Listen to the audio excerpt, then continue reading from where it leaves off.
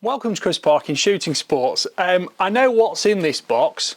I don't really know what to expect of it though. It's just arrived today and it's a little bit out of my norm. I have only ever shot one of these before. I have shot the cartridge in a few of the rifles but not many. Ironically, the other week I was reviewing a 7.62-39 bolt action rifle, and while I was actually at the range using it, a phone call came in and said, would you like a blah blah blah? So this is the size of the box it's come in. So who wants to start taking a guess as to what it is? Now, it is, in fact, so I'm told, a straight pull AK-47. Now, I've only ever used one straight pull AK-47 before in the UK. I've used a few other things overseas in my time on some little trips and journeys and adventures to this, that and the other. But this is the first time I've ever actually had one to review. And I say, I know what it is, I've just told you what it is, but I don't know exactly what to expect. The one I've shot in the past belongs to a friend of mine, Andrew Venables at WMS Firearms, and that's a Yugoslavian one that's been converted to single shot many years ago. And although quite a robust piece of kit, it certainly had one or two handling caveats. So this has come to me from C&G Firearms Limited in Hertfordshire. So let's have a look and see what it is. We've got some zip ties on here as well. Let's just get one of those out. That's that.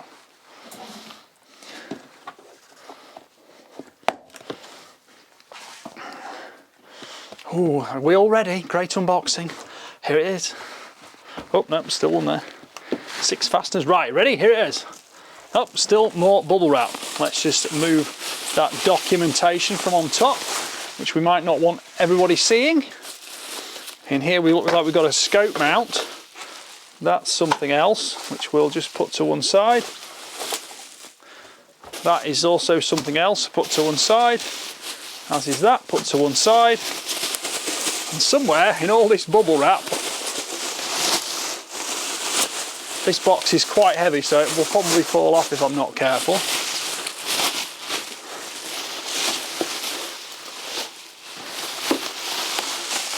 There we go, the AK-47 straight pull.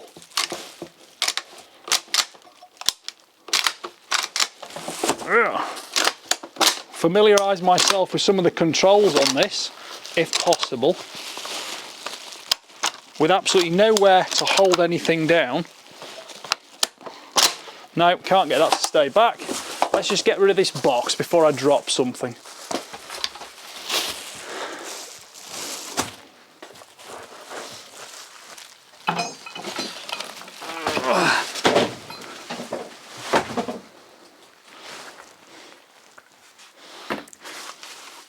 Right, here we go. So we have an AK-47. This will be obviously horrendously good fun to use, perhaps. Whether that's supposed, I don't know if that does lock back or not.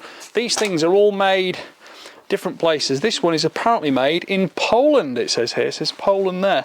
So we've got laminate furniture on it, we've got a polymer grip, and of course we've got the big banana 30 round mag there, which goes in as we see, like this, with a big thumb release, and it goes at the front. It's ages since I've used one, and there we go. So now the one I've used before, the thing with these is it would seem that when you remove all the gas operating system from one of these, you're left with quite a lot of space inside the action. And the one I used previously always benefited from being turned on its side and racked that way to dispense the ejected brass from it, because if you just did it that way, it tended to leave the brass inside and it would get tangled and jammed in spaces that shouldn't really be there had the actual gas system been in there. But of course, with it being converted to single shot, so this will be interesting to see if this one is similar or different. We have got rear sights, got leaf rear sights here. These will fold up. They've got like a little button on the side, so you can move those forward. Those are calibrated up to 800, which I would presume, being a rifle from Europe, will be meters. And then on the front we've obviously got the winged foresight there, so that will give me something, trying to find something to aim at. There's something about like that. So I'm just trying to aim at the camera, but it doesn't really show up very well against the sights. Now on the side here, we look like we've got the mounting for this. This would appear to be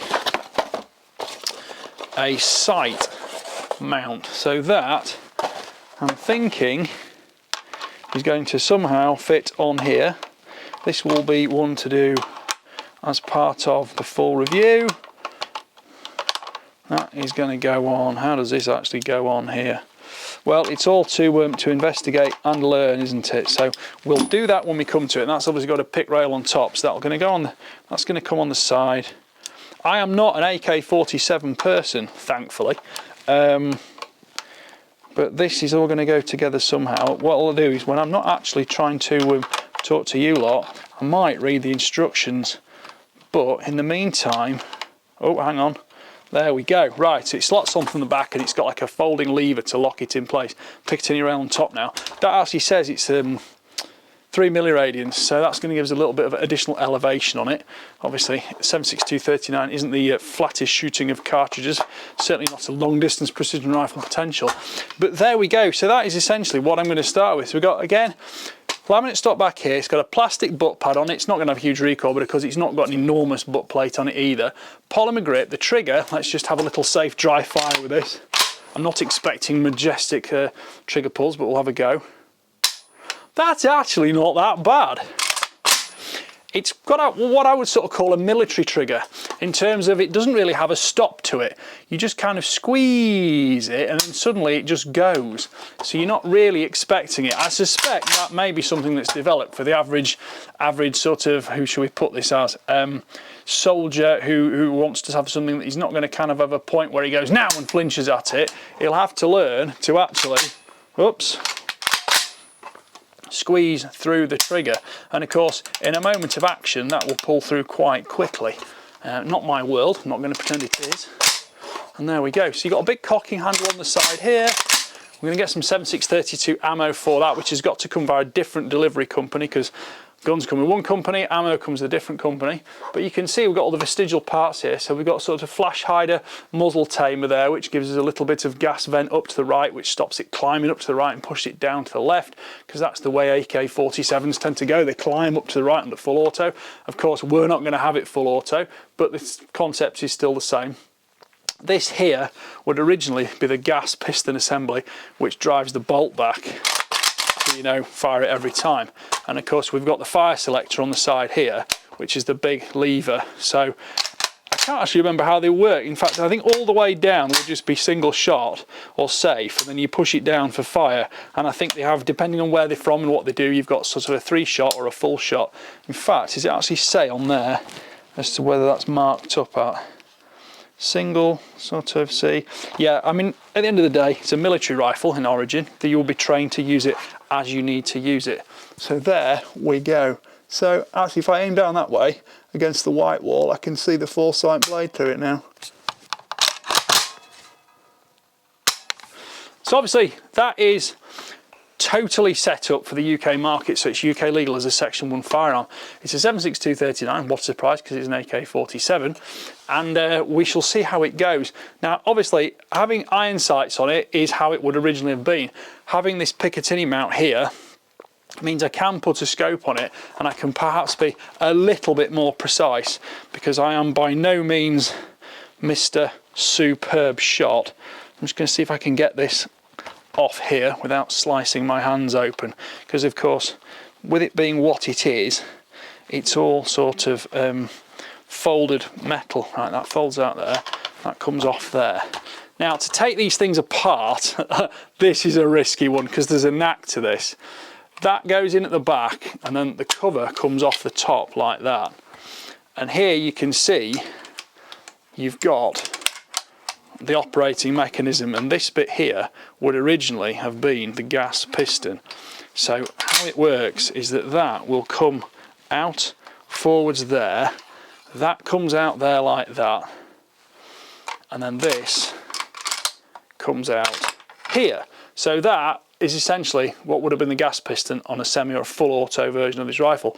That would obviously vent gas from the barrel, go into here, and that would push this piston back down the tube here to cycle the bolt operation and recycling. You can see here, just need to remind myself of this, you've got all the coiled up wire for the hammer there. Now that is a big hammer to hit those primers hard.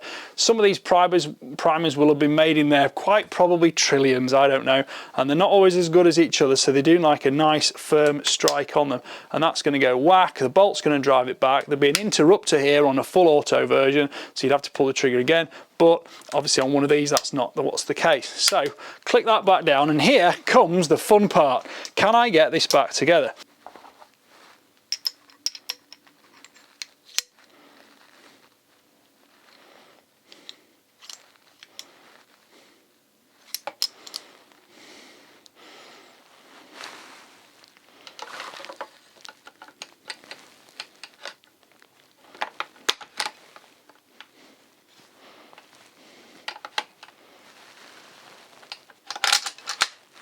Right, now we're cooking on gas.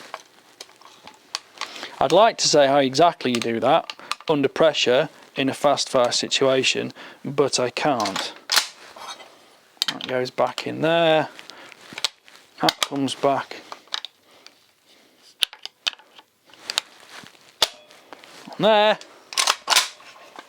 and there we go. And there we go, right.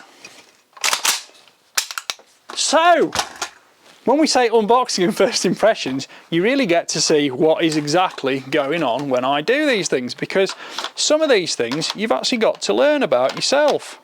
I'm trying to remember how I put that on now. That sort of slid on there like that. That locks like that. Right, we're back like that. So let's see what else is in these little bags here now. I suppose supposed to be going that sometime later or whatever they say, which is what it was. That looks like some form of sight adjuster. I suspect that possibly drifts the foresight left and right, but I don't think I'm going to be using that because I'm going to concentrate on using it with a scope. Oh, now in fact I've just had a little thought. I've got an Aimpoint C2 to go on this. That's going to look nice. Oh wow! Now, I wasn't expecting that. We've got a sound moderator. I was not expecting that. Now that, let's put the gigs back on. Has that got some kind of fast detached key there or something? Well, we shall investigate all this, but that looks like what it is. There's like a little sprung latch here. Ah, it's an opposite thread.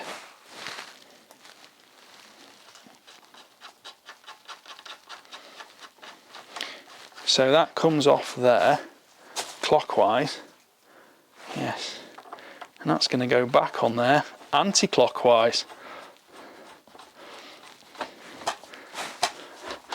How's that for tactical, if not black-tical? It's sort of brown and woody, not completely black from end to end. But we've now got a sound moderator on it, or a suppressor, as the Americans would like to call that. This is almost a little bit fun because you kind of get to see what I'm doing while I'm doing it. What was in this other tray now? Oh, just in case I didn't have enough fun, we've got some more magazines. So, 7.62-39 WBP. Those probably look like 20 rounders to me. A little bit less cumbersome, to be honest. Yeah, a little bit less cumbersome. So I don't think I'll be shooting this at 1,000 metres off a bipod, but there we go. Right, thank you for watching. Please like, subscribe, comment, click the notification bell. Keep track of the regular uploads and go all the way through to the end of the video, and you'll be able to see the links to the British Shooting Show for tickets 2025, because it runs the 14th to the 16th of February. Thank you for watching. Bye for now.